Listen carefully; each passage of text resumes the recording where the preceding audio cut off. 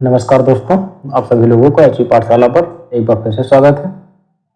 तो हमारी जो सीरीज चल रही थी उसी को हम सभी लोग आगे बढ़ाते हैं। तो हमारा अंतिम प्रश्न क्या था? भारतीय दलहन अनुसंधान संस्थान स्थित है, आपके ऑप्शंस थे लखनऊ में, कानपुर में, जयपुर में या फिर जबलपुर में। तो इसके सही ऑप्शन की बात की जाए तो भारतीय दलहन अनुसंधान संस्थान कानपुर में। और यह कानपुर कहाँ स्थित है? तो उत्तर प्रदेश में स्थित है दोस्तों।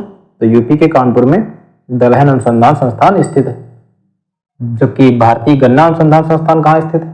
यह लखनऊ उत्तर प्रदेश में स्थित है। जबकि राष्ट्रीय कृषि विपणन संस्थान जयपुर में स्थित है, जिसके बारे में हम सभी लोगों ने कल के लेक्चर में बात कर ली थी। आप सभी लोग उसको देख सकते हैं। इसको एक बार फिर से नोट किए दे रहा हूँ। राष्ट्रीय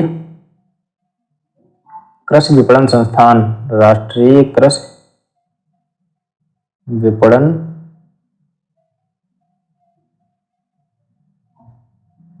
संस्थान, ये कहाँ स्थित है? अगर इसकी स्थिति की बात की जाए राष्ट्रीय कृषि विपणन संस्थान की, तो यह जयपुर राजस्थान में स्थित है। जयपुर राजस्थान। अब हम सभी लोग अगले प्रश्न की ओर बढ़ेंगे, एक एक करके प्रश्न को समझेंगे, फिर उससे संबंधित विभिन्न महत्वपूर्ण बिंदुओं पर भी बात करेंगे हम सभी लोग, जो आपके एग्जाम से लिहाज से महत्वपूर्ण होंगे।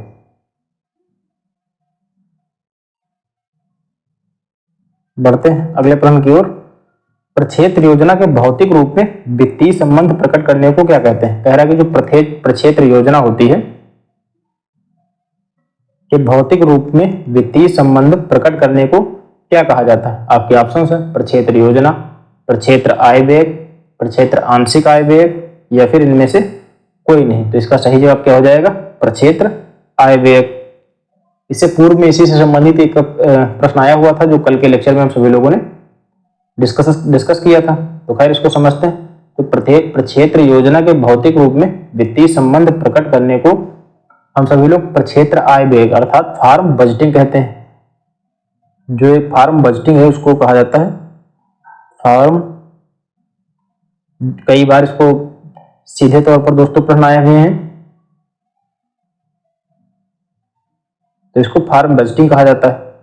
प्रक्षेत्र योजना के भौतिक रूप में वित्तीय संबंध प्रकट करने को फार्म बजटिंग कहा जाता है। बजटिंग के लिए एक संतुलन पत्र तैयार किया जाता है, ठीक है, जिसमें क्या होता है? प्रक्षेत्र के सभी देनदारियों एवं परिसंपत्तियों का वितरण होता है, जो विवरण होता है वो शामिल होता है। किसको देनदारी देनी है, कौन सी परिसंपत्ति हमारी है, उन सभी से संबंधित विवरणों को उसमें शामिल किया जाता है।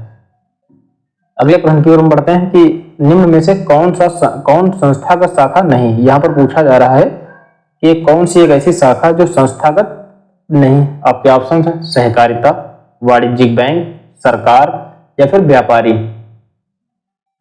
तो इसका सही जवाब क्या हो जाएगा? व्यापारी हो जाएगा। अब हम सभी लोग जो हमारी शाखाएं इनको संस्थागत और एवं गैर संस्थागत स्रोतों के बारे में समझते हैं। तो इसको हम ऐसे समझ लेते हैं, शाखा एक हो गई हमारी संस्थागत शाखा, संस्थागत एक हो गई हमारी गैर संस्थागत।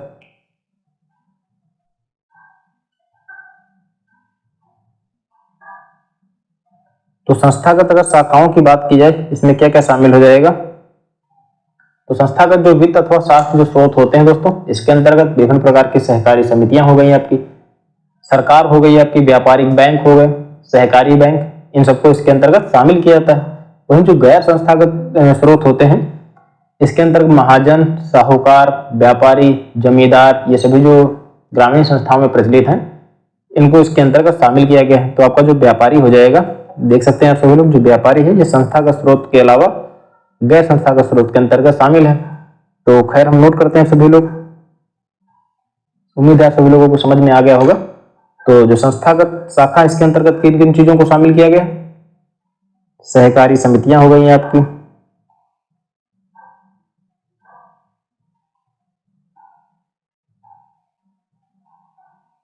सहकारी समितियां हो गई, व्यापारिक बैंक हो गए,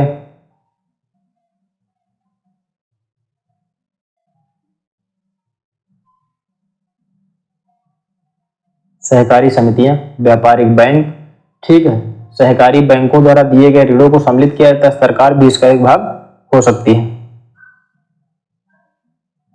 अब आते हैं गैर संस्थागत स्रोतों पर। तो गैर संस्थागत स्रोतों के अंतर्गत महाजन हो गए आपके, जमींदार जो गांव में ऋण देने का कार्य करते थे, महाजन, साहूकार, व्यापारी, पढ़ातिए,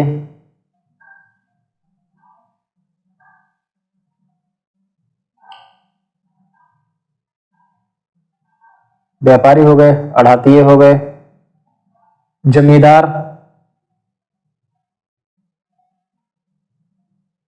अच्छा, गौर करने वाली बात यह है दोस्तों कि जो गैर संस्थागत स्रोत हैं वो वर्तमान समय में तो कह सकते हैं कि थोड़ा अपेक्षाकृत चीजों में कमी हमको देखने को मिली, क्योंकि ये उस समय ज्यादा प्रचलित थे जब हमारे यहाँ अंग्रेजी शासन था। तो गैर संस्थागत स्रोतों का अपना एक वजन था। महाजन, साहूकार, व्यापारी ये क्या करते थे, जो ग्रामीण किसान थे इनको ऋण देते थे, फिर उनसे भारी मात्रा में जो भारी ब्याज वगैरह लगा करके दुगनी मात्रा में उनसे कह सकते हैं कि वसूल करते थे जबरन। किंतु जब भारत हमारा आजाद हुआ तो विभिन्न प्रकार की जमींदारी उन्मूलन कार्यक्रम वगैरह चलाए गए। हम सभी लोग क्या करेंगे, जब कृषि संबंधित आर्थिक सुधारों पर बात कर रहे होंगे, जो कि हमारा कृषि अर्थशास्त्र के अंतर्गत टॉपिक भी है, तो उसके अंदर विस्तृत रूप से हम सभी लोग समझेंगे। आप सभी लोगों ने पढ़ा भी होगा कि जमींदारी उन्मूलन संबंधित विभिन्न प्रकार के हमारी भारत सरकार के द्वारा समय समय पर कदम उठाए गए, विभिन्न राज्यों के द्वारा अलग अलग नीतियां बनाई गई और चकबंदी वगैरह ये सब इसके अंतर्गत शामिल है। देखा जाए तो भूमि सुधार क्रियान्वयन के अंतर्गत ये सभी शामिल है। तो संस्थागत, अब एक बार फिर से समझते हैं, फिर अपने प्रश्न पर वापस आते हैं। निम्नलिखित में से कौन सी संस्थागत शाखा नहीं है? तो अगर शाखाओं को विभाजित किया जाए, एक तो हो गई आपकी संस्थागत, एक हो गई गैर संस्थागत। तो संस्थागत के अंतर्गत आपके सहकारी समितियां, सरकार, व्यापारिक बैंक, सहकारी बैंक, ये सभी इसके अंतर्गत शामिल हो जाएंगे। अब हम सभी लोग नजर डालते हैं गैर संस्थागत स्रोतों पर। तो जो गैर संस्थागत स्रोत हैं तो उसके अंतर्गत महाजन हो गए आपके, साहूकार, व्यापारी, अढ़ातिए, बिचौलिए, जमींदार, ये सभी इसके अंतर्गत शामिल हो जाएंगे। अगले प्रश्न की ओर बढ़ते हैं कि भारतवर्ष में प्रथम कृषि विज्ञान केंद्र की स्थापना कहां पर की गई? बहुत ही इंपॉर्टेंट प्रश्न है कि भारत में प्रथम कृषि विज्ञान केंद्र की स्थापना कब की गई? तो गौर करने वाली बात है कि भारतीय कृषि अनुसंधान परिषद ने केंद्रों की स्थापना के लिए वर्ष 1973 में डॉक्टर मोहन मेहता, जो मोहन सिंह मेहता थे, इनकी अध्यक्षता में एक समिति का गठन किया गया।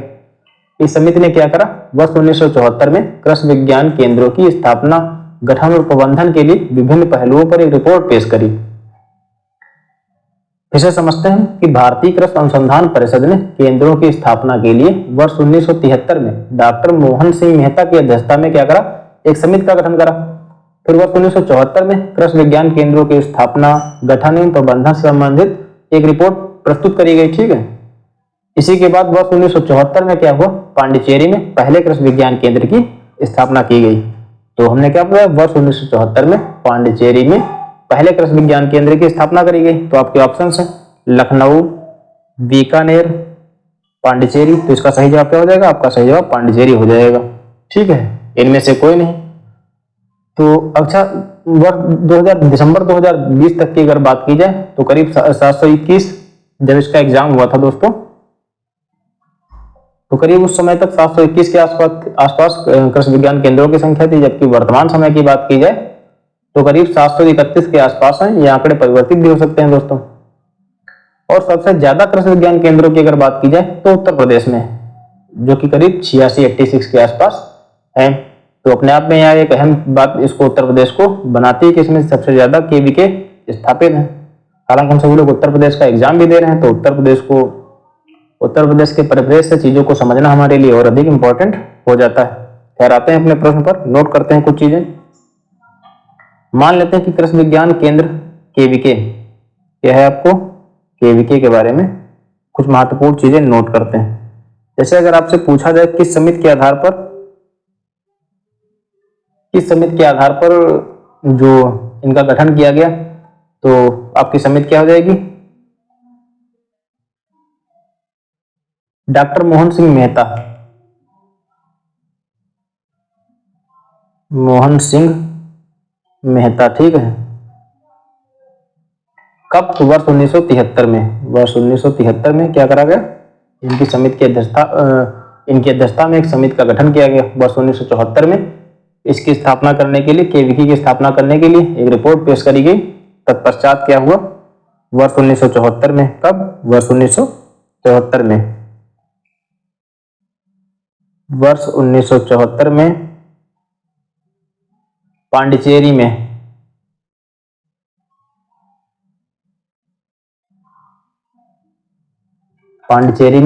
पहले कृषि विज्ञान केंद्र की स्थापना की गई। पहले केवीके की स्थापना की गई।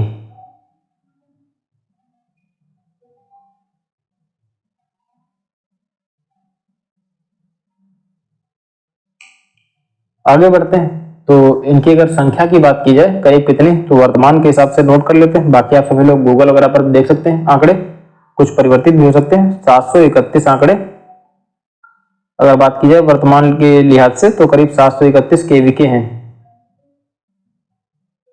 जिनमें यूपी में सर्वाधिक, जो कि करीब कह सकते हैं कि 86 के आसपास इनकी संख्या है।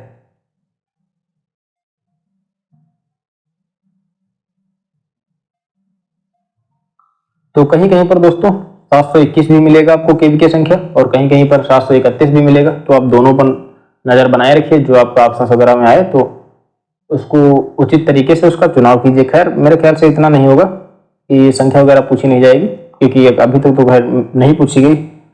आगे बढ़ते हैं, एक बार फिर से इसको समझ लेते हैं अच्छा, ताकि आप सभी लोगों को याद हो जाए। मैं कई बार कहता हूँ कितने हमने प्रश्न किए ये मायने नहीं रखते, कितना हमने समझा और कितना अच्छे से याद कर लिया ये मायने रखता है। तो पहले हम प्रश्न पर चर्चा करते हैं, फिर बाद में भी इसको रिपीट कर देते हैं, ताकि आप सभी लोगों को आसानी से याद हो जाए। तो कृषि विज्ञान केंद्र की स्थापना कहाँ हुई, तो एक बार पूरा डिटेल में हम सभी लोग समझ लेते हैं। वर्ष 1973 में मोहन सिंह मेहता, जो डॉक्टर मोहन सिंह मेहता की अध्यक्षता में एक समिति का गठन किया गया। वर्ष 1974 में केवीके की स्थापना, गठन एवं प्रबंधन के विभिन्न पहलुओं पर एक रिपोर्ट प्रस्तुत करी गई। फलस्वरूप क्या हुआ, वर्ष 1974 में पांडिचेरी में पहले कृषि विज्ञान केंद्र की स्थापना करी गई। केवीके की अगर संख्या की बात की जाए तो करीब 731 के आसपास है, या फिर 721 के आसपास, जिनमें देखा जाए तो उत्तर प्रदेश में सर्वाधिक है, जो कि उत्तर प्रदेश को कह सकते हैं कि अपने आप में महत्वपूर्ण बनाता है इसको। और 86 के 86 के आसपास करीब इसकी संख्या है। आगे बढ़ते हैं, कृषि ज्ञान केंद्र प्रतिभूत किया गया है। जो कृषि ज्ञान केंद्र है कह रहा है कि क्या प्रतिभूत किया गया है।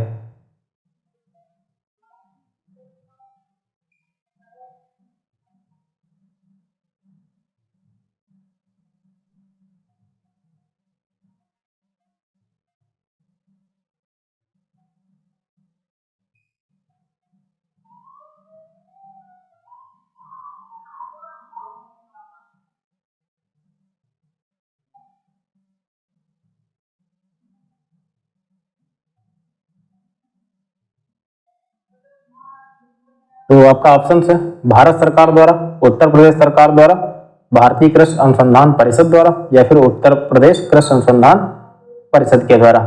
तो इसको समझते हैं एक बार, इसको पहले समझ लेते हैं।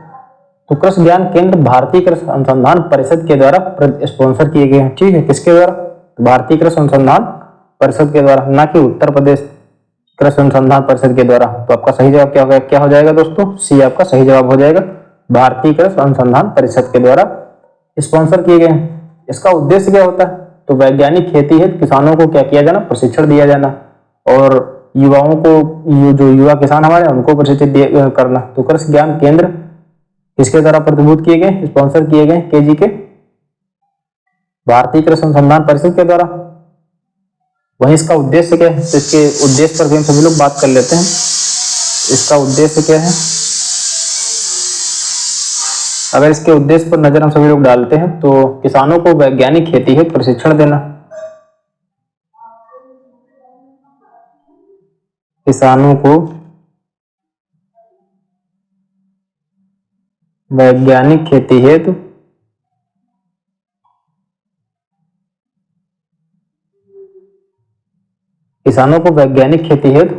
प्रशिक्षण देना,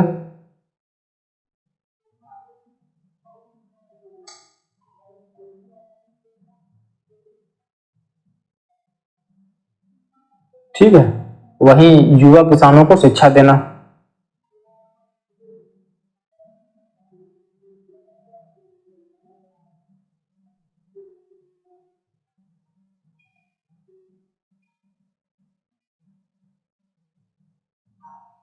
तो उम्मीद है आप लोग सभी लोगों को यह प्रश्न समझ में आ गया होगा।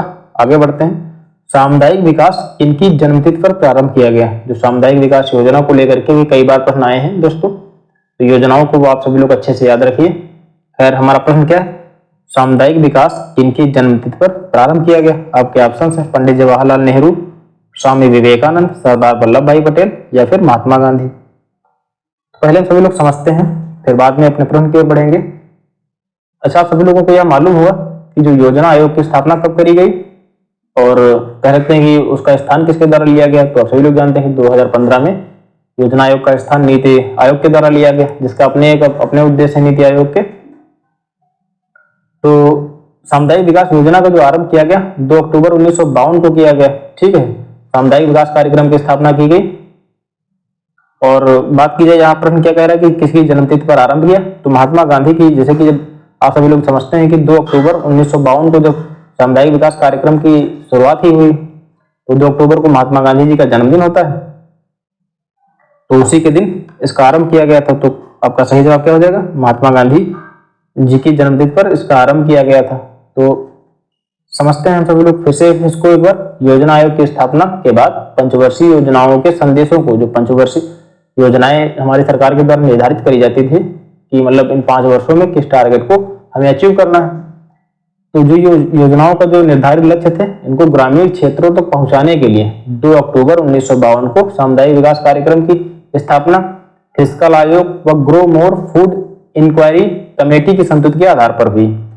यह भी अपने आप में एक अहम है कि 2 अक्टूबर 1952 को जो सामुदायिक विकास कार्यक्रम की स्थापना हुई वह किस कमेटी की संस्तुति के आधार पर हुई? तो फिस्कल आयोग व grow more food inquiry committee की संस्तुति के आधार पर हुई थी दोस्तों। जैसे इसे अपने आप में एक प्रश्न को अहम बना देता है। तो अगर बात की जाए इसकी आरंभ कब हुआ, इसका आरंभ कब हुआ, तो 2 अक्टूबर 1952 को, 2 अक्टूबर 1952 को किस कमेटी की संस्तुति पर?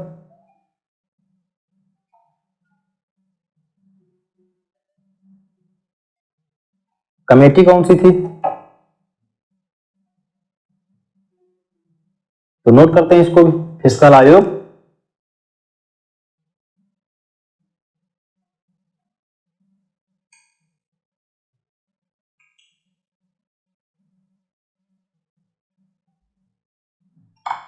फिस्कल आयोग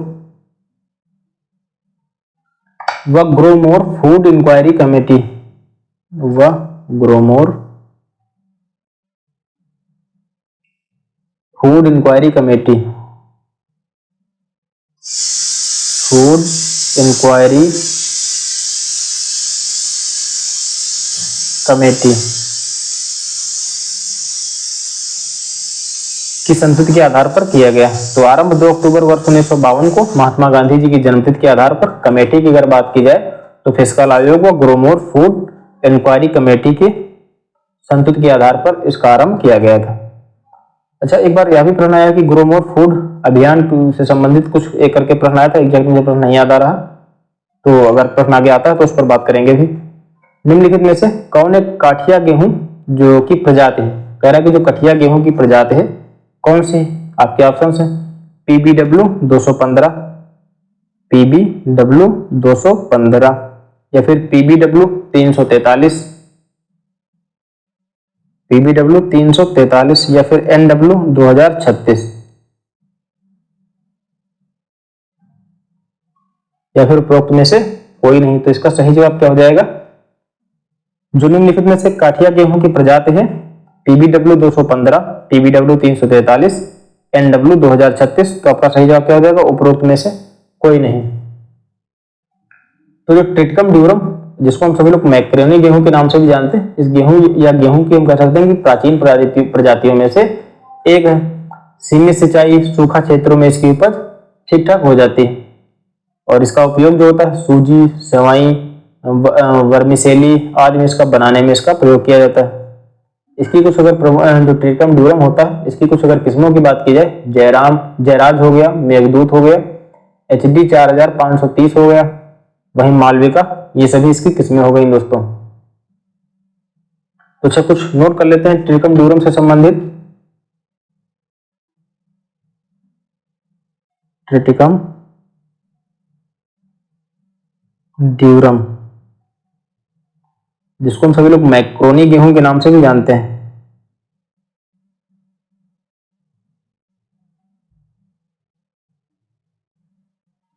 तो अगर इसकी कुछ प्रजातियों की बात करें, प्रजातियां इसकी, मालविका, मालविका हो गया आपका, जयराज हो गया, मेघदूत हो गया, जयराज, मेघदूत, मालविका, जयराज, मेघदूत, HD 4530, HD 4530, ये सभी इसके अंतर्गत कुछ प्रमुख प्रजातियां हो गई। वहीं इसके उपयोग की अगर बात की जाए, इसका उपयोग किस किस क्षेत्र में होता है?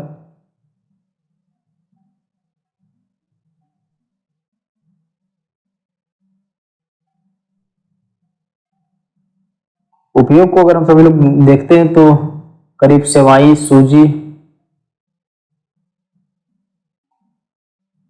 सूजी, सेवई, मालविका, इन सभी, सॉरी दोस्तों, मालविका तो खैर प्रजाति है, सूजी हो गया आपका, सेवई हो गया, वर्मीसेली,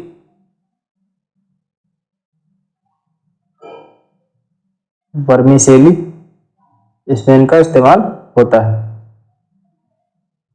अगले प्रश्न की ओर बढ़ते हैं।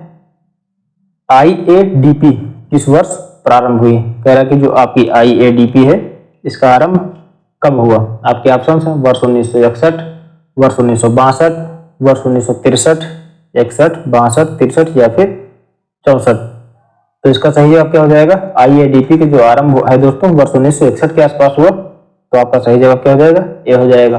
अब कुछ अन्य योजनाओं की अगर हम सभी लोग बात करते हैं, IADP को हम कहते क्या? तो सघन कृषि जिला कार्यक्रम, जिसका आरंभ वर्ष 1961 में हुआ। नोट करते हुए चलते हैं।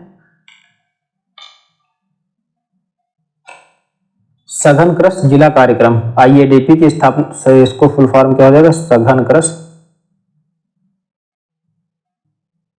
जिला कार्यक्रम।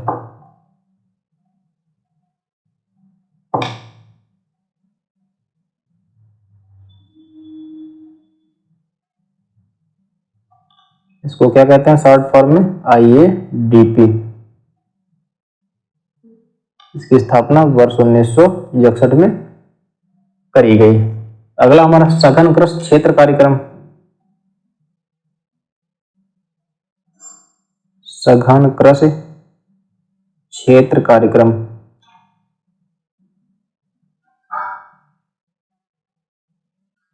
इसको शॉर्ट फॉर्म में क्या कहते हैं? IAAP। IAAP।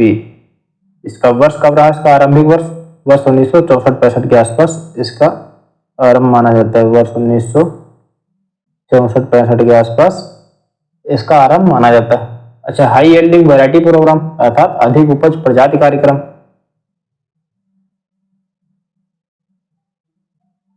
अधिक उपज प्रजाति कार्यक्रम,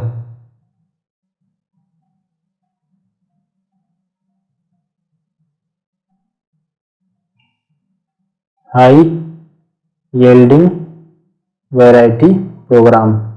इसके आरंभिक वर्ष क्या रहेगा दोस्तों? इसकी शुरुआत कब हुई? तो वर्ष 1965-66 के आसपास, वर्ष 1965-66 के आसपास इसका आरंभ माना जाता है। अगली योजना कौन सी है? तो ट्रेनिंग एंड विजिट सिस्टम अर्थात प्रशिक्षण एवं भेंट व्यवस्था, कई बार पूछी गई है। ये सभी बहुत इंपॉर्टेंट है, इनको याद रखिए। प्रशिक्षण एवं भेंट व्यवस्था। तो प्रशिक्षण एवं जो भेंट व्यवस्था, ट्रेनिंग एंड विजिट सिस्टम,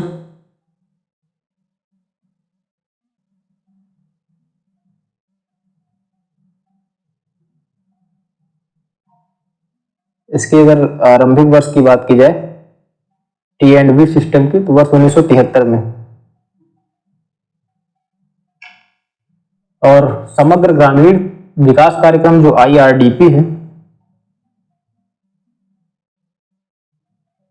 समग्र ग्रामीण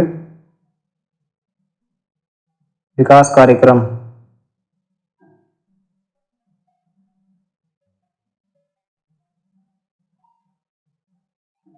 IRDP, इसका आरंभ कब हुआ? तो वर्ष 1980 के आसपास हुआ। तो ये हो गई कुछ महत्वपूर्ण योजनाएं, इनको सभी हम सभी लोग कैसे समझते हैं। सघन कृषि जिला कार्यक्रम अर्थात IADP की शुरुआत कब हुई? तो वर्ष 1961 में इसका आरंभ हुआ।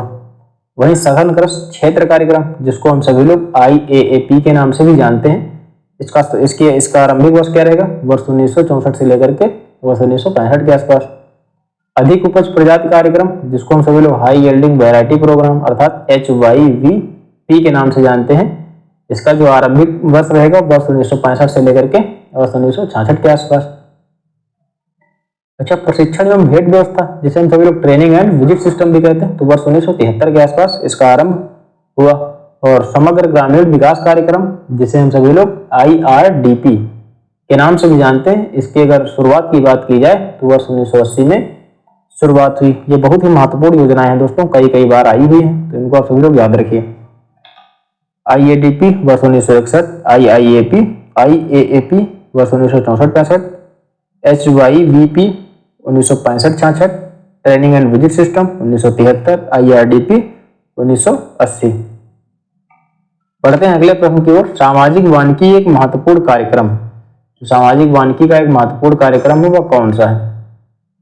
आपके ऑप्शन है मनरेगा, जो सामाजिक वानिकी एक महत्वपूर्ण कार्यक्रम है, किससे संबंधित है? मनरेगा का है, या फिर जवाहर रोजगार योजना को JRY से, या फिर IRDP से, या फिर IADP से। अभी हम सभी लोगों ने 32 क्वेश्चन में विस्तृत रूप से कुछ योजनाओं पर बात भी करी। तो इसका सही जवाब क्या हो जाएगा दोस्तों? IRDP, समग्र ग्रामीण विकास कार्यक्रम। इसकी शुरुआत कब हुई? इधर देख सकते हैं आप सभी लोग, समग्र ग्रामीण विकास कार्यक्रम का आरंभ वर्ष 1980 में हुआ और उत्तर प्रदेश में इसको लागू किया गया। तो सामाजिक वानिकी एक महत्वपूर्ण कार्यक्रम है, किसका? IRDP का एक महत्वपूर्ण कार्यक्रम है, जिसको 2 अक्टूबर वर्ष 1980 को उत्तर प्रदेश में लागू किया गया। इसके अंतर्गत क्या था? इसके अंतर्गत कौन सी संकल्पनाएं शामिल थी? ग्रामीण क्षेत्रों में आर्थिक दृष्टि से पिछड़े हुए लोगों को अतिरिक्त रोजगार की सुविधाएं मुहैया कराया जाना। इसके अंतर्गत कौन कौन सी चीजें शामिल थी? भूमि सुधार, डेयरी विकास, संकर बच्चियों के लिए फीड पर अनुदान, सुअर, कुक्कुट पालन, मत्स्य पालन, ये सब चीजें इसके अंतर्गत दोस्तों शामिल थी, ताकि ग्रामीण लोगों की जो ग्रामीण जीवन में बेहतरी हो सके, उनकी कुछ बेहतरी के लिए कदम उठाए जा सके। तो सामाजिक वानिकी एक महत्वपूर्ण कार्यक्रम है IRDP का, जिसको 2 अक्टूबर 1980 को यूपी में लागू किया गया। मान लेते हैं आपसे पूछ लिया गया कि IRDP को किस राज्य में लागू किया गया, भारत देश के किस राज्य में लागू किया गया? तो उत्तर प्रदेश में इसको लागू किया गया। इसका उद्देश्य क्या था? इसका ऑब्जेक्टिव क्या था?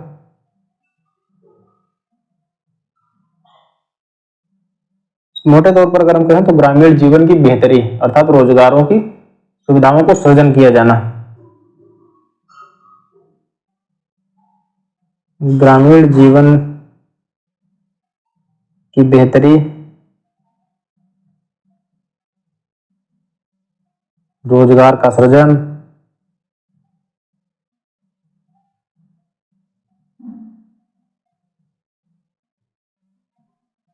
ये सभी इस कार्यक्रम के भाग थे। आगे बढ़ते हैं। कैंट एक प्रजाति, आपका प्रश्न क्या है कि जो कैंट है इसकी एक प्रजाति है। आपके ऑप्शंस हैं गेहूं की, जौ की, बरसीम की, या फिर जई की। कह रहा है कि जो कैंट है किसकी प्रजाति है? गेहूं, जौ, बरसीम या जई की। तो आपका सही जवाब क्या हो जाएगा दोस्तों? जई की। जो कैंट प्रजाति है इसका संबंध किससे? जई से। समझते हैं। जई की उत्तर प्रदेश के मैदानी एवं पर्वतीय क्षेत्रों में उगाने के लिए यह प्रजाति ठीक ठाक मानी जाती है। जो कैंट प्रजाति है जई की, कैंट प्रजाति जई की है दोस्तों, जिसको उत्तर प्रदेश के मैदानी एवं पर्वतीय क्षेत्रों में उगाने के लिए कह सकते हैं कि अच्छी किस्म मानी जाती है। और इसका टाइम पीरियड क्या रहेगा, तो करीब 115 से लेकर के 120 दिनों में यह पक करके तैयार हो जाती है। किन रोगों के प्रति इसमें रोग प्रतिरोधक क्षमता ठीक ठाक होती है, तो गेरुआ अर्थात रस्ट या फिर झुलसा रोगों के प्रति यह अवरोधी है। और अगर इसकी उपज की बात करी जाए तो करीब 400 से 500 कुंटल प्रति हेक्टेयर की दर से हरे चारे के रूप में इसका इस्तेमाल कर सकते हैं। अगर हम जई की कुछ महत्वपूर्ण किस्मों की बात करें, कोचमैन, ब्रंकर 10, अल्जीरिया 19, ये सभी जई की किस्मों के अंतर्गत आएंगी। तो नोट करते हैं जो कुछ महत्वपूर्ण बिंदु हैं जई से संबंधित। तो पहले तो कैंट प्रजाति के बारे में अगर बात कर लें, यह मैदानी तथा यूपी के मैदानी व पर्वतीय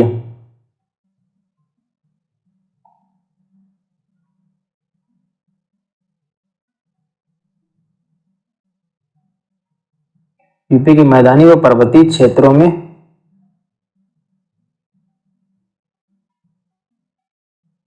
के लिए उपयुक्त। यूपी के मैदानी व पर्वतीय क्षेत्रों के लिए उपयुक्त है, ठीक है। और इसका टाइम पीरियड 115 से 120 दिन के लिए, हालांकि टाइम पीरियड इतना अहम नहीं है, सभी लोग समझ लीजिए। और रोग प्रतिरोधक क्षमता गेरुआ तथा झुलसा के प्रति, गेरुआ जो गेरवी रस्ट जिसे हम कहते हैं, व झुलसा रोगों की अवरोधी किस्म है।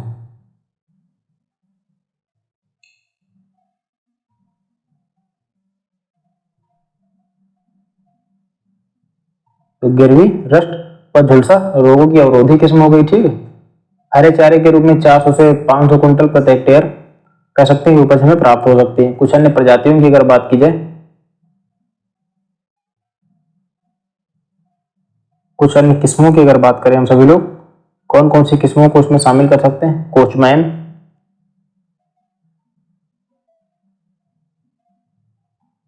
कोचमैन, ब्रंकर 10,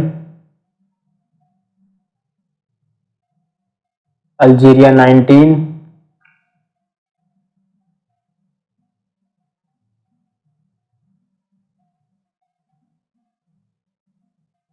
ये सभी कुछ महत्वपूर्ण किस्में हैं इसकी। आगे बढ़ते हैं अगले प्रश्न की ओर। भारतवर्ष में कृषि जलवायु क्षेत्रों की संख्या है, जो कि कृषि जलवायु से संबंधित क्षेत्रों की संख्या अक्सर पूछी जाती रही है। उत्तर प्रदेश के जलवायु क्षेत्रों की संख्या पूछी जाती है और भारतीय दृष्टिकोण से भी पूछी जाती है। आपके ऑप्शन है 10, 15, 20 या फिर 25। तो इसका सही जवाब क्या हो जाएगा, जो एग्रो क्लाइमेटिक जोन्स की जो संख्या है क्या हो जाएगी, आपका सही जवाब दोस्तों 15 हो जाएगा, अर्थात बी आपका सही जवाब हो जाएगा।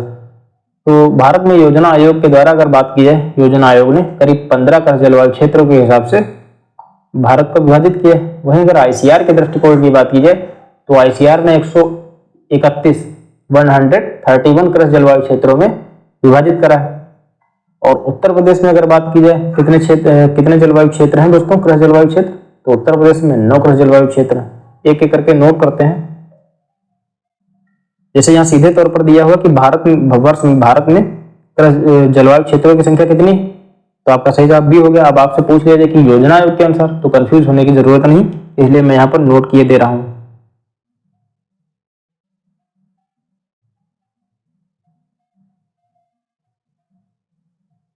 भारत में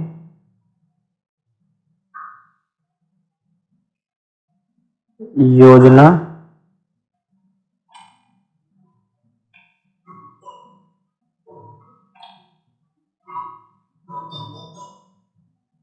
आयोग के अनुसार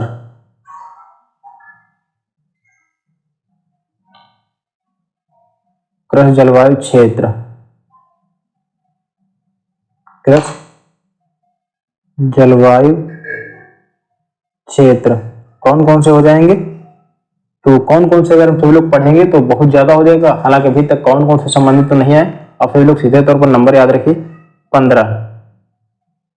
बाद में योजना आयोग के अनुसार कृषि जलवायु क्षेत्र 15 हो गए। वहीं आईसीआर के अनुसार बात की जाए, आईसीएआर के आधार पर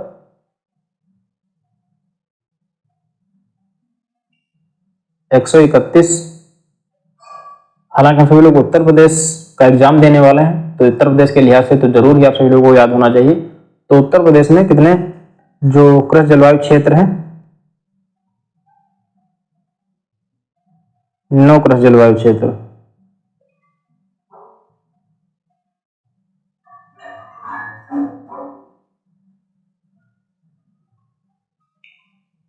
तो अगर भारत में कृषि जलवायु क्षेत्र, एक बार फिर से समझ लेते हैं, भारत में कृषि जलवायु क्षेत्रों की संख्या कितनी है?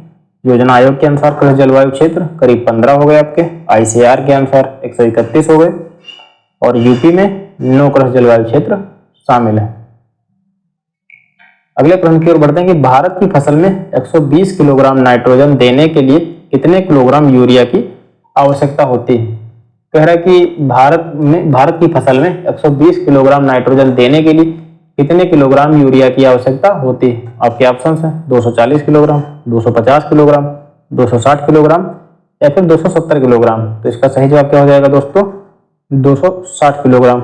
ये सवाल थोड़ा, ये जो प्रश्न है आपका न्यूमेरिकल टाइप के हिसाब से है, तो समझते हैं इसको। मान लेते हैं कि मानना क्या है, यूरिया में 46% के आसपास नाइट्रोजन उपलब्ध होता है। कितना होता है यूरिया में? कई बार यह भी सीधे तौर पर पढ़ना है कि यूरिया में नाइट्रोजन की मात्रा कितनी होती है।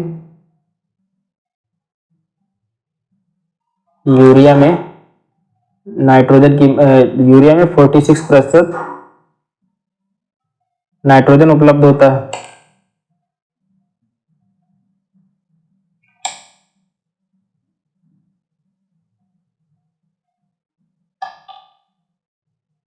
पाया जाता है, तो कह सकते हैं इसीलिए 46 किलोग्राम के आसपास नाइट्रोजन उपलब्ध होती है। तो 100 किलोग्राम यूरिया से हम कह सकते हैं 100 केजी यूरिया से करीब 46 किलोग्राम यूरिया प्राप्त हो सकती है। तो 1 किलोग्राम नाइट्रोजन की अगर बात की जाए तो 1 केजी नाइट्रोजन, 1 केजी अगर आपको नाइट्रोजन प्राप्त करना है,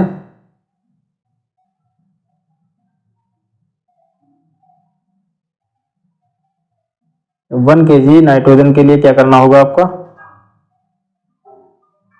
1 केजी नाइट्रोजन अगर आपको ज्ञात करनी तो 100 को क्या करेंगे, ये नीचे आ जाए, ये 46 आपका नीचे हो जाएगा,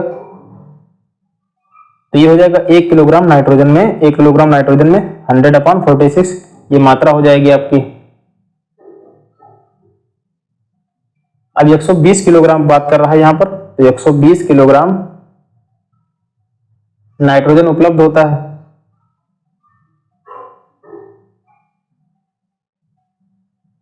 नाइट्रोजन उपलब्ध होता है,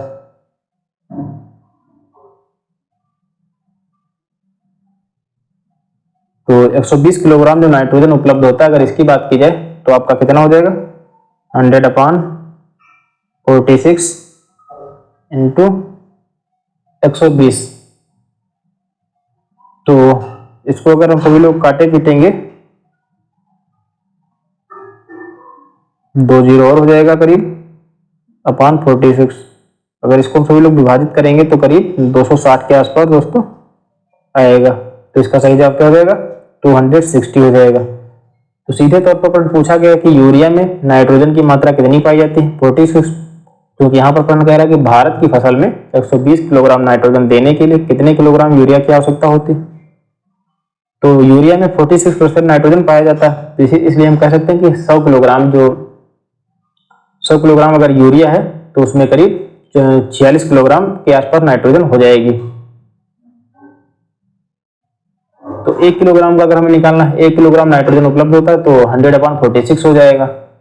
फिर हमारा प्रश्न कह रहा है कि 120 किलोग्राम नाइट्रोजन उपलब्ध होता है, तो 100/46 इंटू 120, इसको अगर हम सभी लोग विभाजित करेंगे, काटे पीटेंगे, तो करीब 260 किलोग्राम के आसपास इसका सही जवाब हो जाएगा। तो आज का लेक्चर हमारा यहीं तक रहता है दोस्तों। अगले दिन कुछ महत्वपूर्ण प्रश्नों के साथ मिलते हैं।